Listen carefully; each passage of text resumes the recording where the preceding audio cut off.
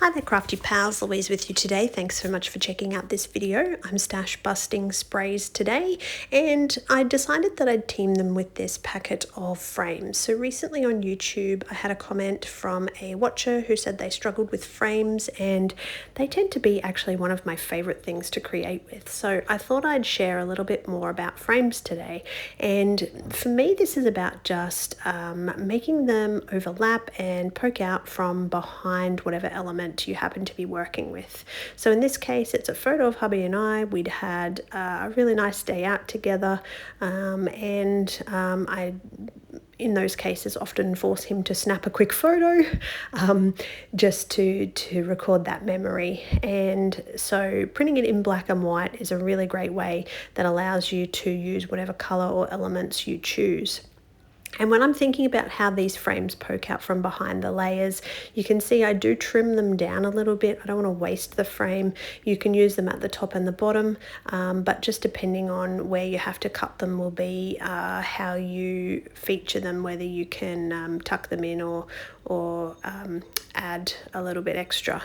And in this case you can see I'm using the My Sweet Petunia little glue gun here, and honestly I really enjoy this. I think that it's super easy to use. I love that it just gives little bits of glue and it's quite quick. I don't have to tip it up. It squeezes for me and the glue comes out quite naturally, and it really just is a great little tool, so can highly recommend that. All right, let's move on to the mixed media background. This is plain white cardstock. I haven't added any gesso, and I want these background sprays to very much be quite watercolor. So I'm not using a lot of pigment. I am simply just, adding a little bit of color. I've got lots of shades of blue, little bits of greens, almost rainbow. I didn't want to go completely rainbow. I wanted the colors to kind of blend, but depending on how pigmented it is when I put it onto my little tray there will depend on how much water I add with my brush. So for this process I'm just going to go through, I'm going to add different blends of colors and try to overlap them and create this watercolor kind of background. I find having some form of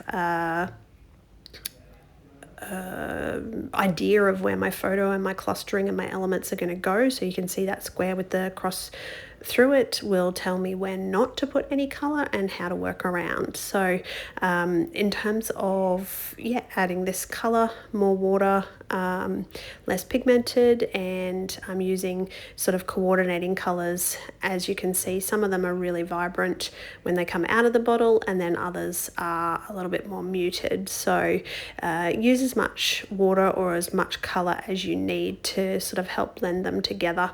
And of course my recommendation is always, if you're going to add purple, add it last, because adding purple to any other color will give you brown. So do try to make sure that you're not putting purple over the top or adding color to purple.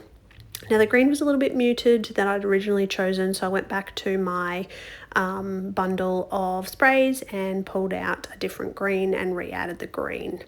And look, I liked the way the watercolor background sat on the page, but it kind of just wasn't doing it for me. It needed another layer, another element. So I toyed with the idea of covering it with some paste, but I've seen this technique done on YouTube. I can't remember the crafter's names. I think she's Sarah Millerhouse, maybe. Don't quote me on that. As I'm doing this voiceover, I'm madly trying to remember what her name is, but she does this really great overlap technique where she coordinates the distress inks through her stencils and overlays that background, and it's just a really cool technique. So I'm going to go with that today, and I think that this looks much better. I think the heart stencil really portrays the theme of the photo in the layout, and it helps to sort of mix those colors into each other, I think, quite a lot better.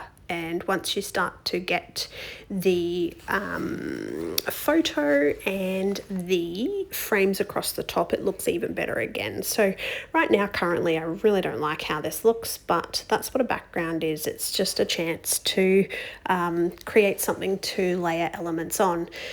Now, I'm going to use a very technical tool, and it is a boring old dinner plate, and that's just to draw a circle. So I had lots of harsh lines, and I wanted the harsh lines of the frames and the square of the photo to have something to sit against. So later off camera, I will fill that up with some stitching. But for now, I'm going to embellish, and I had lots of ephemera and bits and pieces from the Vicky Flower Emporium collection, and I just love this collection. I think there's so much still left to use up, and I'm going to create with that today, embellishing around my photo and my frames and popping a few little bits and pieces in and tucking them in.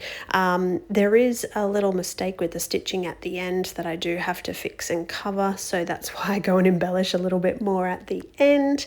But yeah, essentially having a bit of a play with some elements and going with a bit of a heart theme. I had plenty of hearts, and this is where that My Sweet Petunia glue gun comes in really handy. I find this so easy, just to daub a little dot of glue and stick things down straight away. It dries so quickly. It is honestly one of the best things I've invested in terms of tools for somebody who uses a lot of glue in the Queensland heat. I have to glue everything. You can't really use adhesive because 6 months down the track, the heat and the humidity has just destroyed the adhesive, and your page falls apart. So for me, I pretty much glue everything, and really just hope for the best down the track. Hope that the glue is going to hold better than adhesive would. So there's so much, as you can see, ephemera. It's really sometimes hard to choose. I don't want to cover up that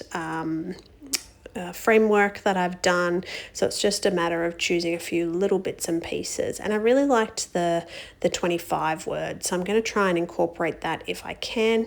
Here's my stitching. Here's the little error over on the left hand side where the kind of machine got a little bit out of control, and I need to cover that up so I can still keep my frames fairly central over that circle. But I love this subtle background. I really think that the circle of stitching works well. It really draws your eye in. It's a great way to use up frames and ephemera. And for the final stages of this layout, I'm really just going to attach that little number 25 with a little bit of thread that's going to sort of maneuver out to that right hand side and pull everything together. Okay, that's my stash busting sprays layout for you today. I hope that you enjoyed. Thank you as always for visiting and for your comments. It really does mean the world to me. Hopefully I will have some more content coming for you very soon. But in the meantime, as always, happy scrapping.